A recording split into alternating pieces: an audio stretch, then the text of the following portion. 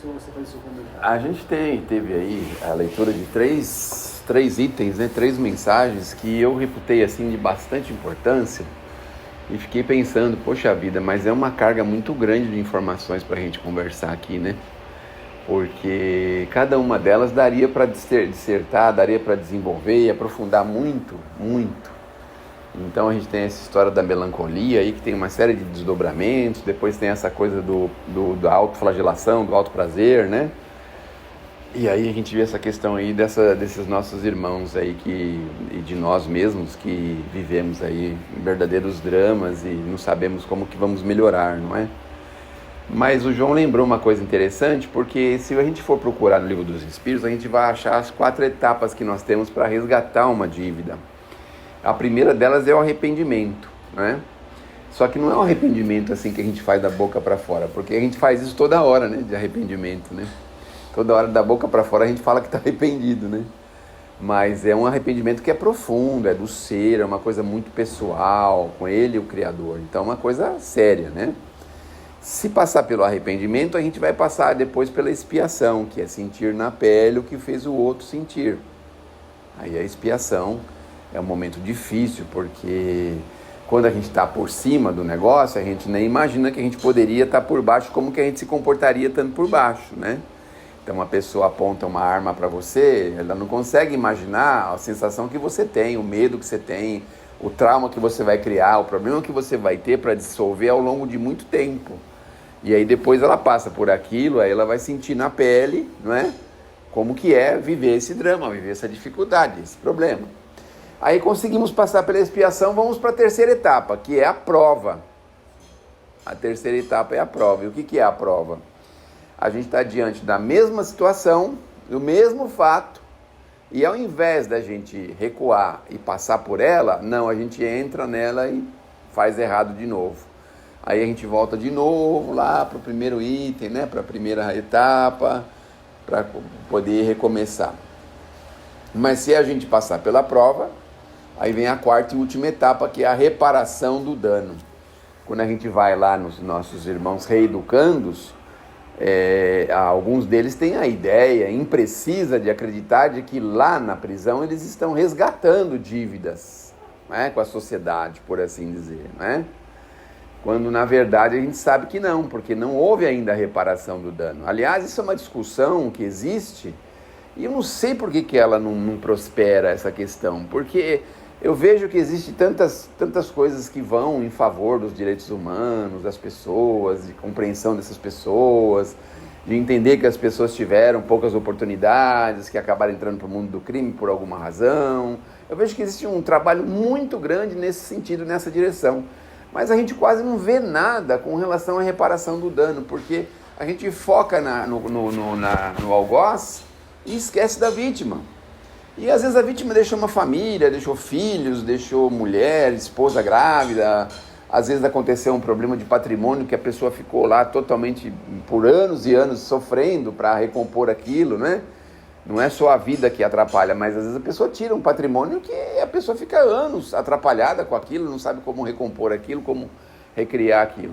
E não se tem quase atenção para a reparação do dano, né? Mas os espíritos deixam bem claro, nós temos que fazer a reparação do dano.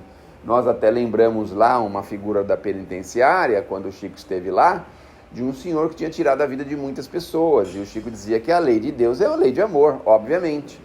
Então, a reparação do dano, muitas vezes, não está na mesma vida, na própria vida. Às vezes ela vem depois.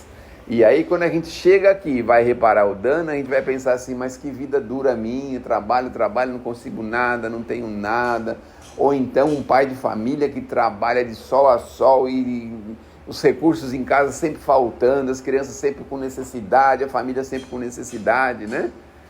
Reparação do dano. Então, as leis são perfeitas. Se a gente pudesse almejar uma forma de entrar dentro dessa lei, dessa perfeição dessa lei, muitas vezes a gente, quando estivesse diante de um fato que seria muito ruim, a gente ia pensar 2 vezes, poxa vida, isso é muito ruim, né?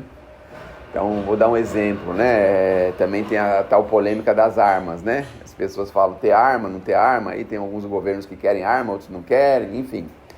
Mas aí você pensa assim, você está com a arma, né? E você pode fazer duas coisas. Você pode tirar a vida daquela pessoa que está te ofendendo, ou simplesmente ameaçá-la, ou causar um ferimento de menor monta, né? De menor possibilidade. Quando a gente tem noção disso aqui, é claro que a gente vai optar em cada vez menos monta, né? Cada vez menos possibilidades. E muitas vezes, com essas informações da doutrina, muitas vezes a pessoa tinha até força de revide muito grande. E, no entanto, ela pensa assim, deixa passar, porque pensa assim, depois esse negócio vai me dar muito trabalho, né? Depois essa situação vai me dar muito trabalho. Enfim, as 4 etapas, mas aí a gente finaliza com uma coisa interessante, que a gente sempre fala, está registrado lá no Evangelho de Pedro. Ele fala que o amor cobre uma multidão de erros ou de pecados, não é? Então esse, na minha concepção, é uma espécie de atalho da expiação, do arrependimento, da expiação, da prova e da reparação do dano, ou seja, a prática do amor. E aí vai casar com a resposta que nós tivemos aqui no Livro dos Espíritos, né? Que as pessoas querem resgatar dívidas e débitos com autoflagelação, não é? Com coisas assim, querem ficar sem comer, querem viver igual mendigo, querem fazer esse tipo de coisa. Aí o Espírito fala assim, isso aí serve para alguém? Isso aí está sendo bom para alguém? Isso aí faz a caridade para alguém? Então não vale nada, essas porcarias que você está pensando, não vale nada, não é? Então, se a gente mirar nisso, que a nossa vida pode ser útil e que essa utilidade pode nos ajudar na reparação do dano ou no atalho às nossas dívidas do passado, os espíritos estão absolutamente certos. Porque desde que a doutrina começou, e desde que o Chico psicografa espíritos, desde a década do século XIX, né, vamos dizer assim, quase século XX já, né? Século XX, né? Porque 1930, 1920 já é século XX, né? A gente vai perceber que os espíritos insistem muito na prática da caridade. Qual foi o fundamento da criação dessa casa? Qual é o fundamento que a gente tem nas escolas de doutrina? O que a doutrina espírita precisa passar para as pessoas? Serem pessoas melhores, mais fraternas, mais caridosas, mais amorosas, não é? É isso. Então a chave do negócio é a prática do bem e a prática da caridade. Então, quando a gente vai fazendo algum serviço, vamos dizer assim, para que vai servir empacotar essas mensagens? Né? Vai servir para alguém receber essa mensagem, a pessoa vai ler aquilo e muitas vezes vai dar um alívio, um conforto, uma ajuda. Ou seja, está sendo útil. Então o nosso trabalho está sendo útil. Então é preciso a gente ver se nós estamos nos operando nas coisas úteis, nas coisas boas, porque do contrário, não adianta nada, né? Até os prazeres fugidios aí não resolve também porcaria nenhuma, né? Ele fala que esse é um prazer que ajuda as pessoas, né? É uma coisa, agora uma coisa que só de você, é inúteis, ele fala, acho que é prazer inútil aí, né? Prazer inútil. Esse não serve para nada, né? Chega, pelo amor de Deus.